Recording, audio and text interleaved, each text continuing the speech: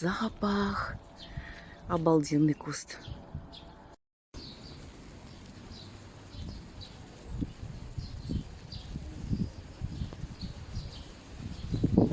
Друзья, привела вас в невероятно исторический дворик родного города.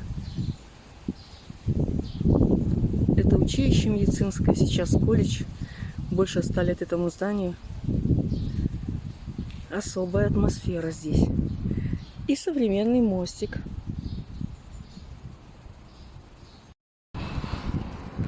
Фабрика художественных изделий.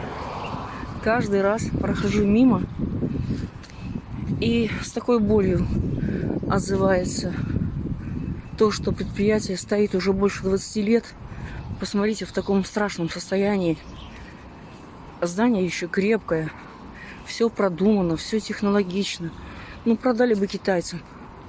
Или кому-нибудь. Ну, как народные промыслы не развивать столько лет?